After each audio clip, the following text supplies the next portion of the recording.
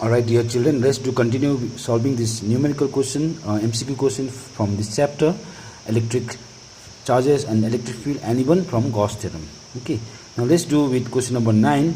Question number 9 says that a charge capital Q is divided into two parts. So charge capital Q is divided into two parts. One is Q, another is minus Q. So what is the value of Q for maximum force between them? So one charge which is given is divided into two parts. One is Q, another is minus Q. Then you have to find what is the value of the charge Q and minus Q. Means both the charges are same magnitude, means what is the value of Q that you have to find out for maximum force exerted between them. Maximum force exerted between what? Them. So there are four different options which are given. One is 3Q capital Q by 4, B is capital Q by 3, C is Q only, and lastly D equals to Q by 2. Now in order to solve this question number 9 and to choose the correct option, so let's do the solution. Now in this question a charge Q is given, and in this charge is divided into two charges. One is Q, another is minus Q. Okay, so if charge Q is divided one as Q, then definitely this charge Q minus Q will be what? This charge will be what? Q minus small q. So the total charge is Q, but we are dividing into two parts. One is Q, the one charge is Q. If I consider one of the charge which is divided of capital Q is Q, small q, then the same charge, remaining charge will be capital Q minus small q. Okay, so this is second charge, this is first charge. Okay, so what we have to find? We have to find the magnitude of each charge. That means you have to find the magnitude of charge Q. Okay, so in this question, definitely when the charges are divided, then definitely what will exert? The force will exert between the charges, and the force is given by Coulomb's law, and Coulomb's law is given by 1 by 4 pi epsilon naught. You know this is the formula, you have learned it, Q1 Q2 by what? R square, and I consider the distance between the charges is R. Okay, so it will be now 1 by 4 pi epsilon naught. One charge is Q, one charge is Q.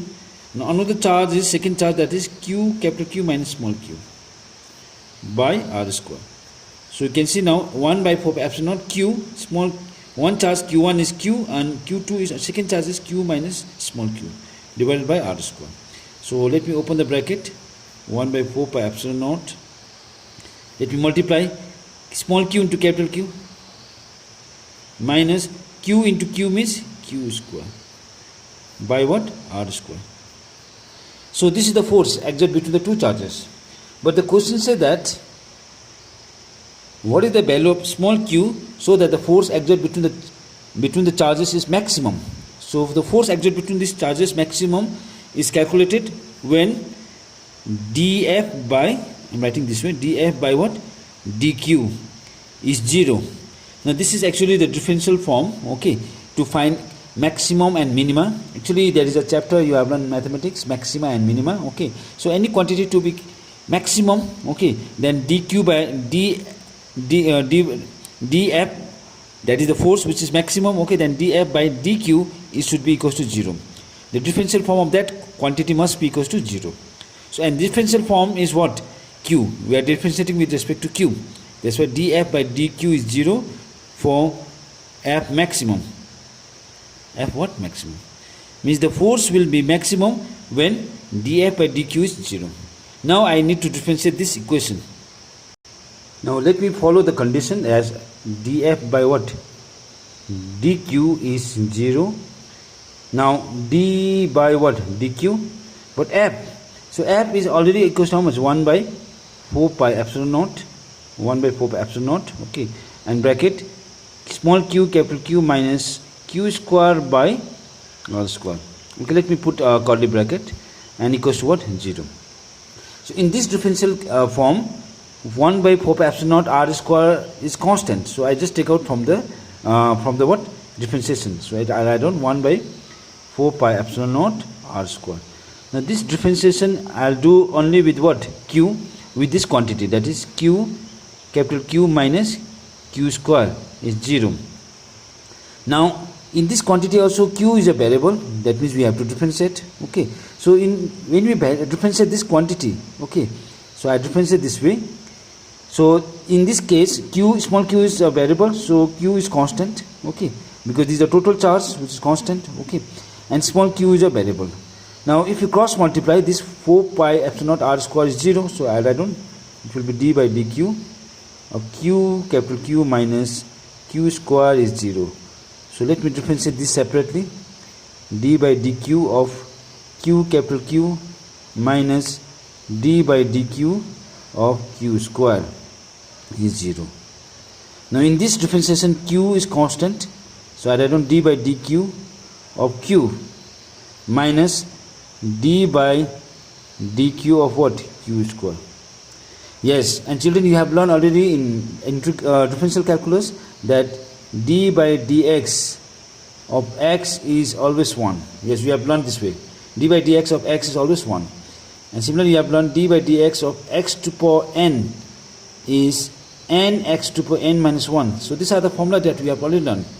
This formula I am going to apply in this case. So q, d by dq of q means what? 1. This is 1 minus, this q is related to x and 2 is a power n. So let me apply this formula out here. It will be 2 q to the power 2 minus 1 equals to 0, which means q minus 2q, because 2 minus 1 is 1, so it will be q minus 2q equals to 0, which means 2q equals to capital Q. So 2q is capital Q, means q definitely equals to capital Q by 2. So look at the value of charge, small charge, each charge which is divided of that total charge, and this small charge is capital Q by 2. So each charge magnitude is capital Q by 2. So this is the explanation of question number what? 9. So children, you can see the correct option, and the correct option is option number D. Yes, option number D is the correct option, that is Q by 2. So this is question number 9. Now children, we solve next question, question number 10. Question number 10 says that the electric flux, now this is actually a question based on Gauss theorem. The electric flux for Gaussian surface A that encloses the charged particle in the free space is, now the charges are given, Q1 minus 14 nanocoulomb, Q2 78.85 nanocoulomb, and Q3 is minus 56 nanocoulomb. And the options are 10 to the power 3 Newton meter square per coulomb, 10 to the power 3 coulomb per Newton per meter square. 6, option D, C is 6.32 into 10 to the power 3 Newton meter square per coulomb, and D is 6.32 into 10 to the power 3 coulomb per Newton per meter square. So in order to solve this question, we follow this diagram. So if you look at this diagram, this A and B are the Gaussian surface of any shape. So this is Gaussian surface A and this is Gaussian surface what? B. So you can see there are 3 charges present in these surfaces. One is Q1, another is Q2 and Q3. Now we have to find the flux for the Gaussian surface A. Only for this surface we have to find the Gaussian flux. So if we calculate the flux through this Gaussian surface A, then this charge Q3 is outside the Gaussian surface. Okay, and according to Gauss theorem, when we calculate the flux, the surface has to enclose the charge. So this is the surface which encloses only 2 charges. One is Q1, another is what? Q2. Okay, so when I calculate the flux, I take these 2 charges and I calculate the flux. So in order to solve this question and to choose the correct option, let's do the solution. And if you look at this diagram, Q1 charge is minus 14 nanocoulomb, negative charge, and Q2 is 78.85 nanocoulomb, which is positive charge. So from these 2 charges, I calculate the net charge, and the net charge means the sum of these 2 charges. That is Q equals to Q1 plus Q2. So let me just put the value of charge Q1. Q1 is minus 14 nanocoulomb plus Q2 is 78.85 nanocoulomb. Yes, we can subtract these 2 charges.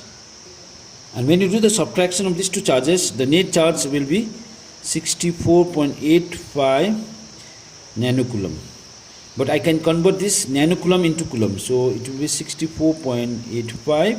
Nano means what is the order? 10 to the power minus 9 coulomb. So that's why the charge is 64.85 10 to the power minus 9 coulomb. So this is the net charge. So to calculate the flux, we use Gauss theorem. Children, one important correction I need to do in this particular question. I've done some mistake in this figure. By mistakenly I have written the surfaces. Actually, in this surface I consider as A and this surface I consider as B, but as per the question, this surface, inner surface is actually B and outer surface is actually A. So we have to find the Gaussian electric flux through this outer surface. So in this part, that's why we have to consider charge Q3 charge also.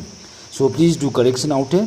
Actually, I was calculating the flux, okay, through this, considering this surface as Gaussian surface A. But the actual question is outer surface is Gaussian surface what? A. So in this case, we have to consider Q3 charge also as a charge to find the net charge. So under this case, children, we do the correction out here. The net electric charge is given by Q equals to Q1 plus Q2 plus Q3. So Q3 also we have to consider. Okay, so sorry for this. Now plus, that means Q3 means how much? The charge Q3 is given minus 56 nanocoulomb. Means I write down with minus sign, minus 56 nanocoulomb. This is minus 56 nanocoulomb. So now we need to subtract. So when we do the subtraction of these charges, it will be how much? And the subtraction of these three charges, so one is negative 14 nanocoulomb charge, and is plus 78.85 nanocoulomb charge, and another is minus 56 nanocoulomb charge. If you do calculate, the net charge will be not this much, sorry, it will be 8.85 nanocoulomb. So you can do the calculation, and it will be Q equals to 8.85 nanocoulomb. So sorry, this is not the one. So we take this charge now, Q equals to 8.85 nanocoulomb. Now with this net charge, I calculate the electric flux. And electric flux can be calculated by using Gauss theorem, and Gauss theorem says the electric flux phi E equals to net charge by epsilon naught. Okay, and the net charge value is how much? 8.85 nanocoulomb, but I convert into coulomb, so 10 to the minus 9 coulomb divided by epsilon naught. Now value of epsilon naught is 8.85 again into 10 to the power minus 12. Minus what? 12. And the unit is coulomb square per Newton per meter square. So this is the unit of permittivity what? Space. Okay. So these two cancel out. It is 1 only into 10 to the power minus 9 plus 12, because 10 to the power minus 12 if I take in the numerator plus 12 by 1. Now unit will be coulomb 1 minus 2, because 1, this power is 1, so 2 to power 2 if I take in the numerator is minus 2, and minus Newton per Newton become Newton only, and per meter square become meter square, which means the value is now 1 into 10 to the power 12 minus 9 is 3 into per coulomb, the unit is per coulomb, because C is power with what? Minus 1, 1 minus 2 is minus 1 Newton meter square. Okay, so the final answer is 10 to the power 3. You can write 10 to the power 3 as what? 1000 also, no problem. 1000 per coulomb Newton meter square. So this is the electric field, okay, net electric field through which Gaussian surface? Gaussian surface A. And the correct option of this question is option number A. Correct option is option number A, because answer is 10 to the power 3 Newton with the unit. See, important is the unit should also be correct. Newton meter square per coulomb. So this is the correct option of question number what? 10. So there are other few questions to discuss from this 2 chapter, and that you learn in the next YouTube video.